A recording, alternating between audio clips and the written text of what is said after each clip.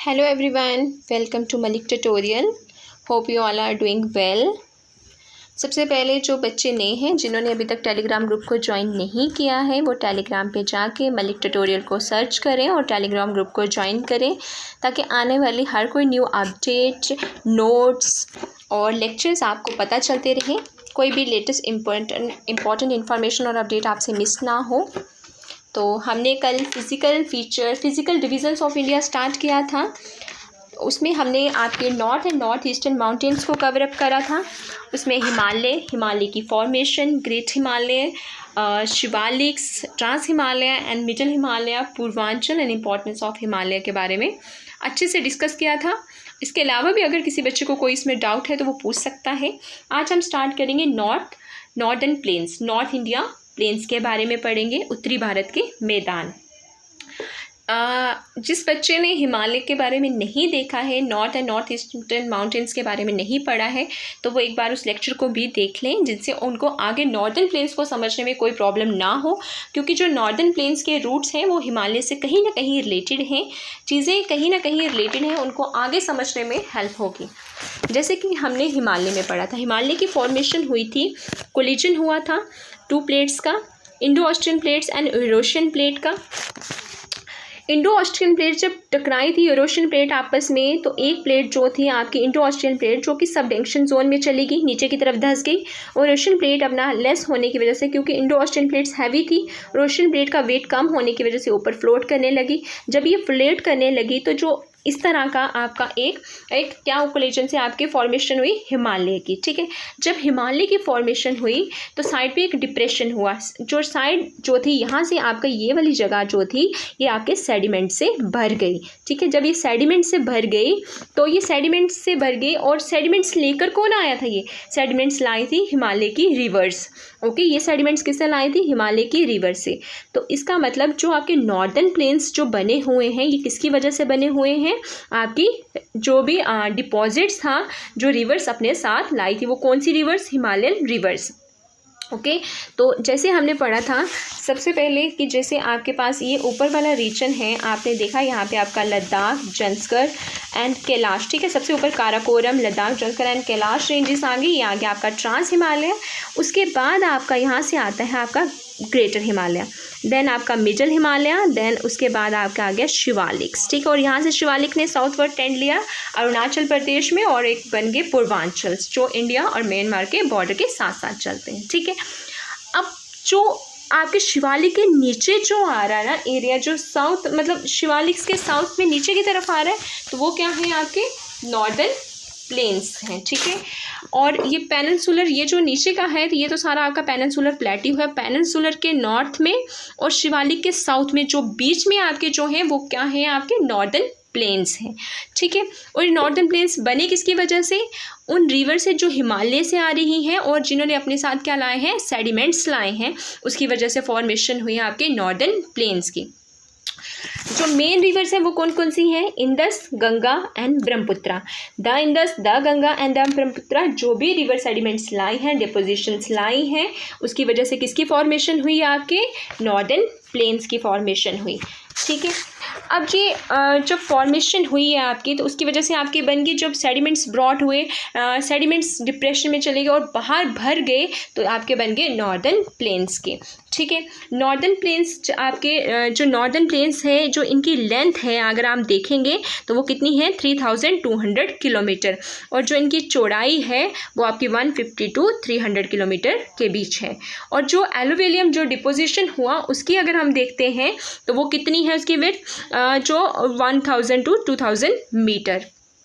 ठीक है, अब बात करते हैं डिवीज़न ऑफ नॉर्दर्न प्लेन्स की। अब नॉर्दर्न प्लेन्स को डिवाइड किया गया। अब नॉर्दर्न प्लेन्स को हमने रिवर्स के बेस पे डिवाइड नहीं किया। ठीक है, क्योंकि जो नॉर्दर्न प्लेन्स की डिवीज़न है एक रिवर बेस्ड पे है, पर वो आपके एग्ज़ाम के रिलेटेड नहीं है।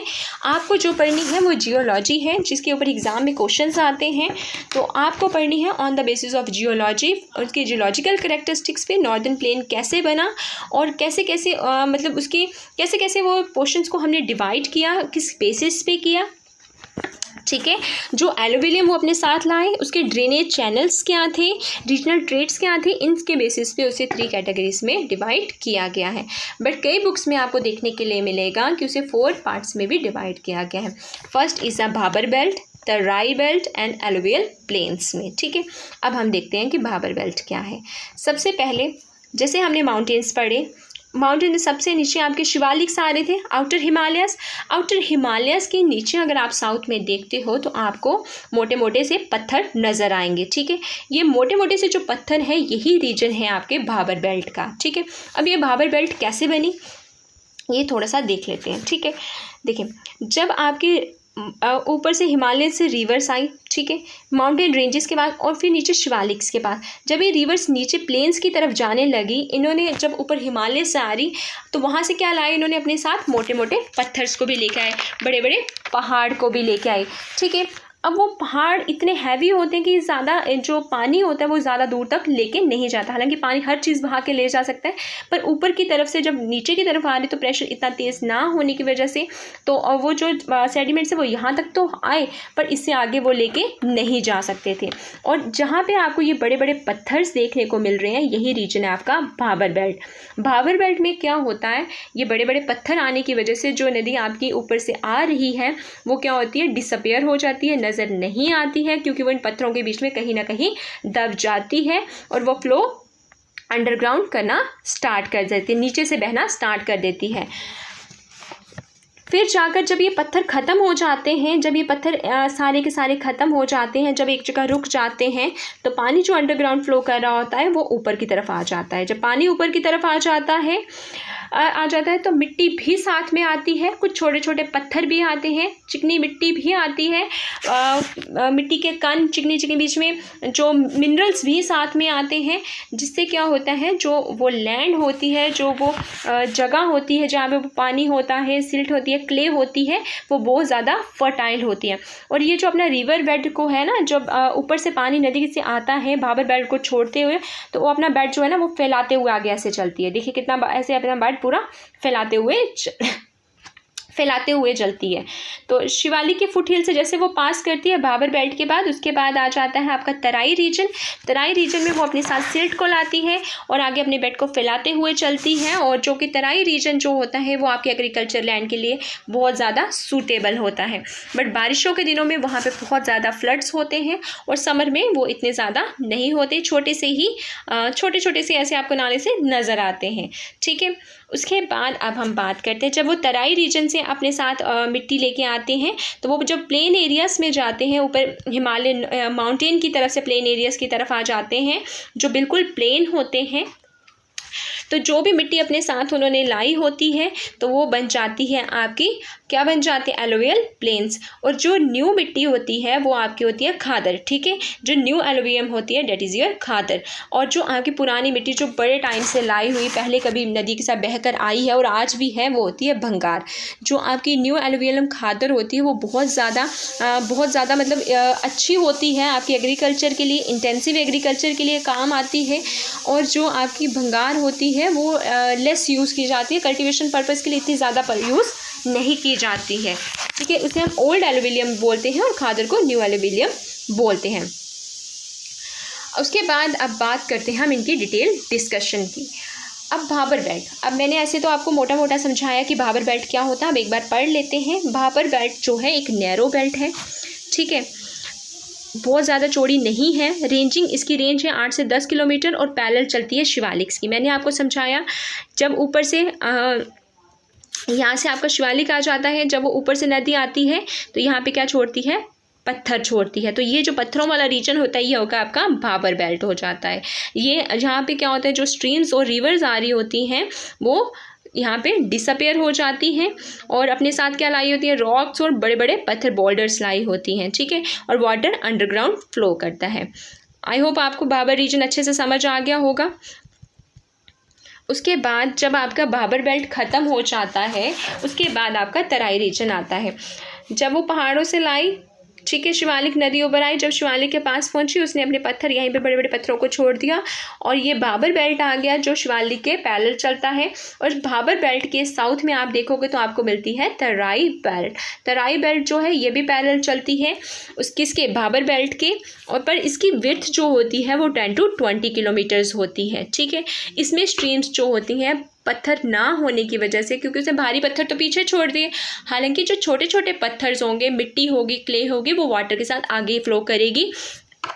ठीक है। और पानी ऊपर की तरफ आ जाएगा छोटे पत्थरों से, जिससे क्या होगी वहाँ पे कंडीशन कौन सी आ जाएगी आपकी, रिवर्स जो होंगी फिर से रीमर्ज कर जाएंगी, स्ट्रीम्स फिर से दिखाई देने लग जाएंगी। पर एक प्रॉपर डिमार्केटेड चैनल नहीं होता। प्रॉपर डिमार्केटेड चैनल एक पर्टिकुलर चैनल फॉलो करना, एक रिवर जो अपना बेड फॉलो करता जाता है, अपने रास्ते पर चलता है।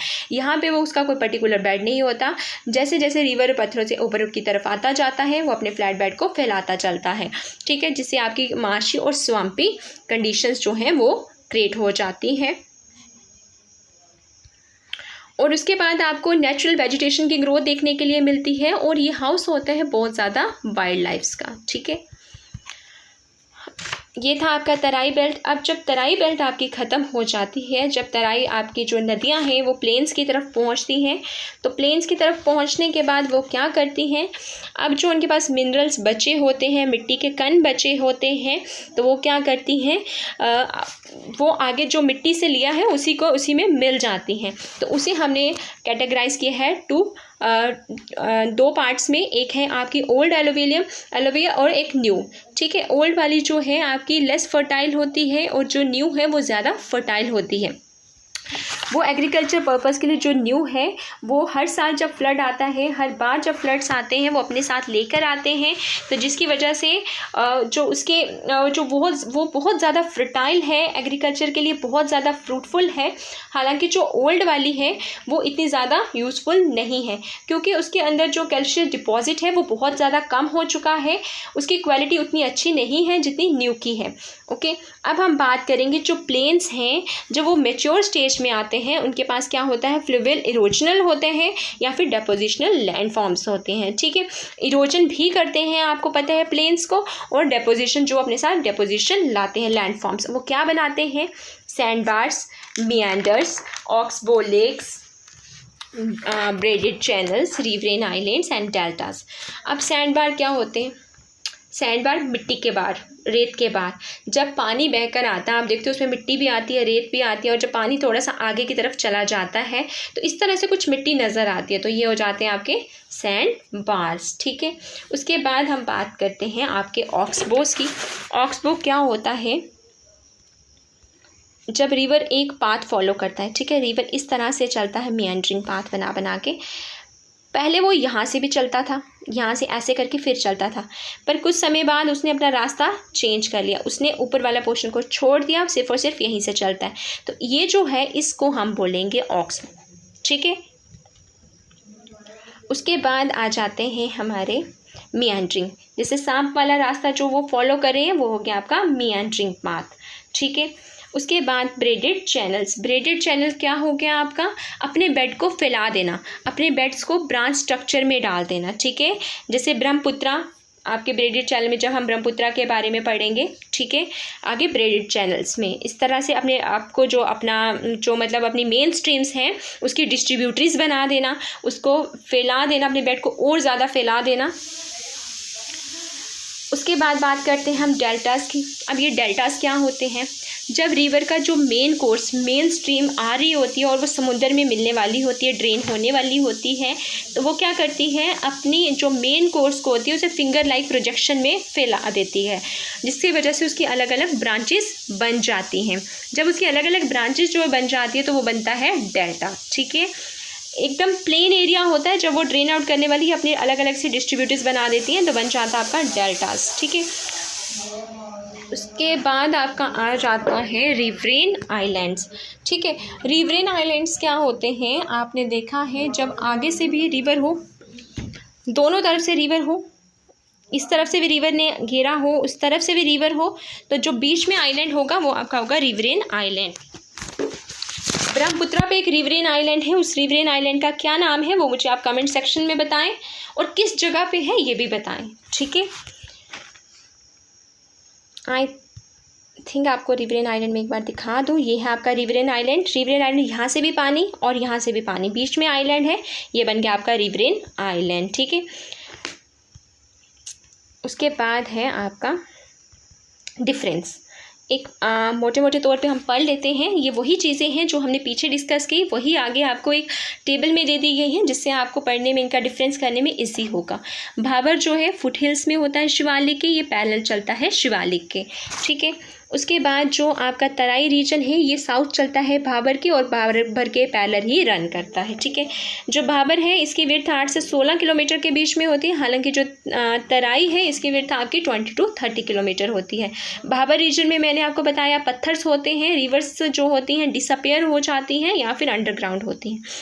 और जो तराई रीजन होता है ये बहुत ज़्यादा मतलब इसमें इतने ज़्यादा पत्थर नहीं होते हैं, पानी स्ट्रीम्स ऊपर की तरफ आ जाते हैं, सेडिमेंट्स होते हैं, फाइनल एलिवियम होती है, और जो स्ट्रीम्स होती हैं जो अंडरग्राउंड चली गई वो रीमर्ज हो जाती हैं और सरफेस दे देती है मार्शियन स्वाम्पी एरियाज़ को क्रिएट करती हैं, जो एग्रीकल्चर के लिए सूटेबल होता है, ठीक है। ये एग्रीकल्चर के लिए सूटेबल नहीं होती है और ये वाला पार्ट सूटेबल होता है आपके एग्रीकल्चर के लिए। The river in it disappear due to permeability of soil and other particle found in Bhabar. क्यों हो जाती हैं? जैसे मैंने आपको बताया जब रिवर्स पहाड़ों से फ्लो करती हुई आती है तो अपने साथ बहुत ज़्यादा सेडिमेंट्स, बड़े बड़े पहाड़ के टुकड़े, बहुत कुछ लेके आती है और जो कि वहाँ पे छोड़ देती हैं, जिस वजह से पानी जो है अंडरग्राउंड चला जाता है, ठीक है। और जो बिग रिवर्स होती है वो सरफेस के ऊपर से भी फ्लो करती है, बट हालांकि ऐसा होता नहीं है। It is low level plain where the water of the river spread over and make it swampy land, it's malaria affected area. जो तराई रीजन होता है ये आपका मलेरिया अफेक्टेड रीजन होता है। बहुत बार एग्जाम में क्वेश्चन आता है कि मलेरिया अफेक्टेड एरिया कौन सा है, तो वो आंसर होगा तराई।